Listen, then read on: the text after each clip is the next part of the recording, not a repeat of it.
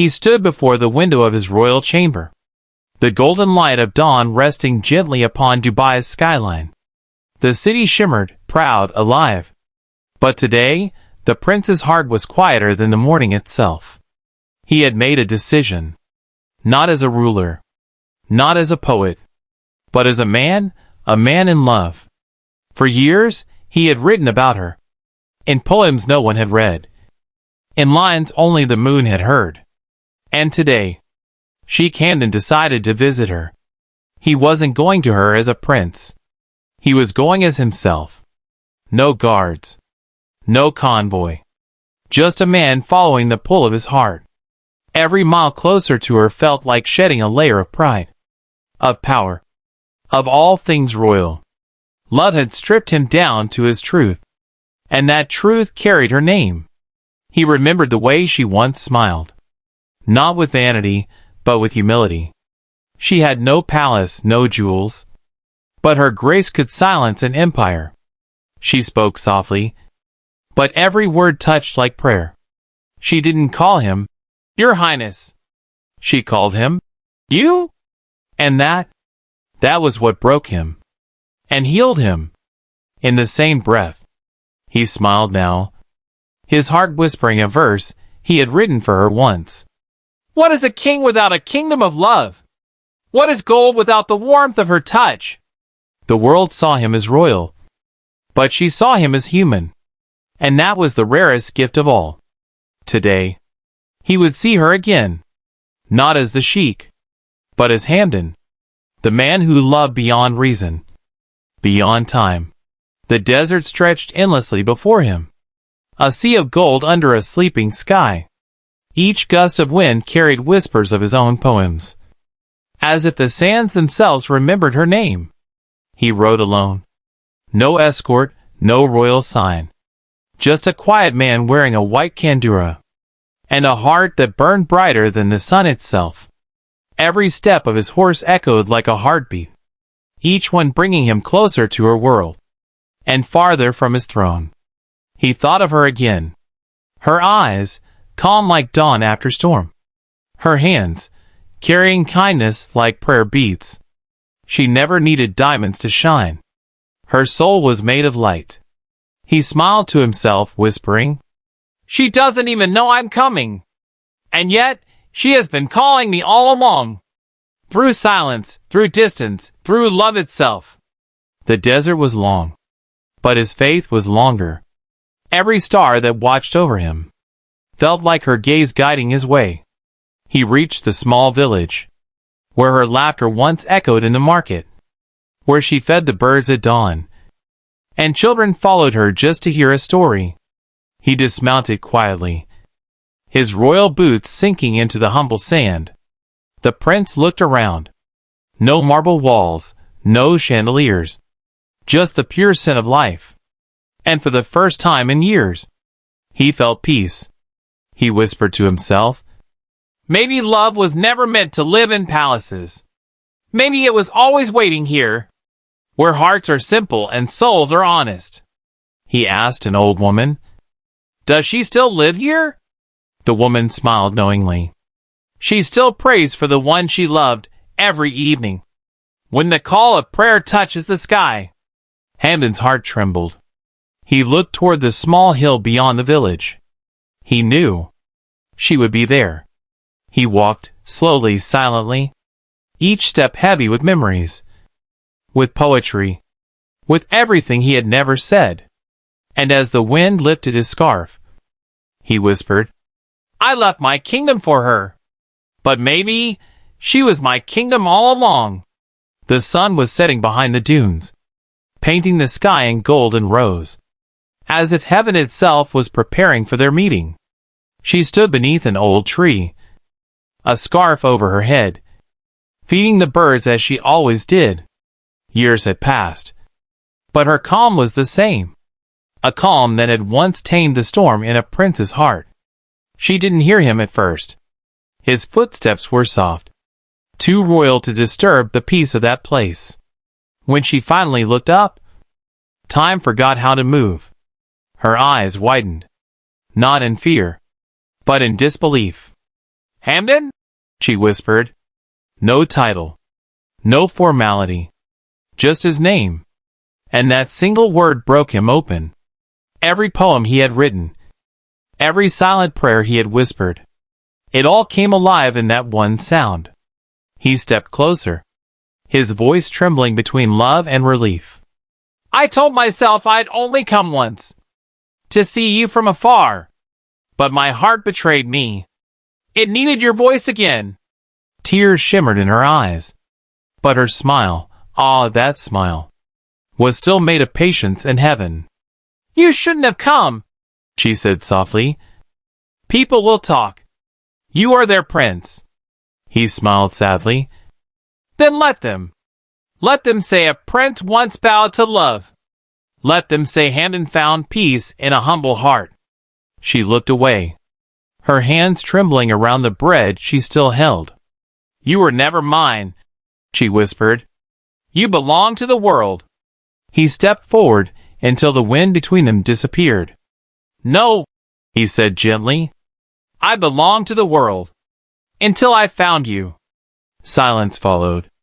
Not heavy, not awkward, but sacred. The kind of silence that feels like prayer. The birds flew away. The evening call to prayer began, and in that holy pause, their eyes met, not as lovers, but as souls that had recognized each other beyond time. He didn't touch her hand. He didn't break the silence. He just looked at her, long enough to memorize peace itself. As he turned to leave, she whispered behind him, Hamdan. He stopped. Will you ever come again? He smiled without turning. Every time the wind touches your face, know that it's me. Still coming. The road back to the palace was long, but his heart had already stayed behind. In that small village, beneath that old tree, where love had spoken without words, the wind still carried her scent.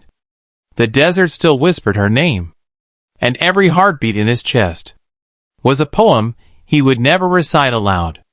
He had touched peace, and peace had touched him back. When he reached the royal gates, the guards bowed, but the prince did not raise his head. His mind was elsewhere. With her, with the sound of her voice saying his name, like it was something holy. He walked past the halls of marble and gold, past the portraits of kings in glory, and entered his writing room, the only place where the ruler turned human again. He opened his journal, the same one that held years of unsaid poems. Tonight, he didn't write for the world. He wrote for her. She never wore a crown, yet she ruled my heart. She never owned a palace, yet I found my home in her silence. The world will call me Sheikh, but she called me you, and that was my kingdom. His pen trembled as he wrote. Tears fell, but they were not a sadness. They were the tears of a man who finally understood. Love doesn't need possession, only presence. Days turned into months. He ruled wisely, but every dawn he would look toward the desert and whisper her name into the wind. And the wind, faithful as prayer, would always return with calm. He didn't visit her again. He didn't have to, because some meetings never end. They echo through time, in silence, in poetry, in the way a man learns to love the world. Because one woman once taught him how.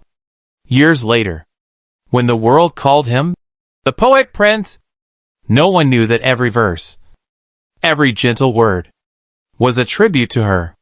He had turned their meeting into eternity. He had made her his legacy, not through possession, but through remembrance.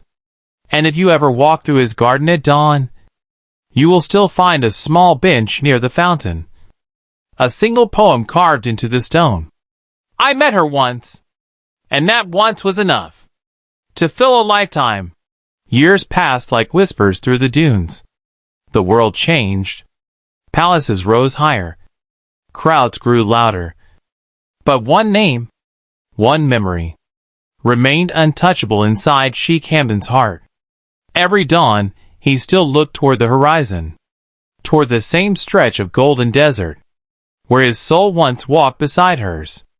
And though the world saw a prince, he still carried the silence of that woman, like a secret prayer between his ribs. Then, one quiet morning, news reached the palace. The woman, the one he loved in silence, had returned to her creator. No one in the palace dared speak her name aloud. They knew what she had meant. Not to the sheikh, but to Hamdan the man. He didn't weep in public. He didn't make a royal statement. He simply closed his door, sat beside his desk, and opened the same journal that once held her laughter. He wrote slowly, deliberately, as if each word was a tear he refused to shed. "She is gone! But love is not meant to die with the body," it continues. "In the wind that remembers her scent, in the moon that still glows like her eyes, in the quiet places where my heart still calls her name." The pages blurred with salt and sorrow. He paused, smiled faintly, and whispered, "Even death cannot unlove what love made eternal." He closed his journal, gently, as if not to wake her memory. And then he walked toward the royal garden, the same one where he had once written about her grace. He stood before the fountain, where the sun reflected like glass upon the water. And for a moment, he saw her, not in flesh, but in feeling. She was there, in the air, in the light, in everything that dared to be beautiful. He lifted his eyes to the heavens and said, "You were older, wiser, but I was the one reborn through you. You taught me love, not as a dream, but as a form of worship."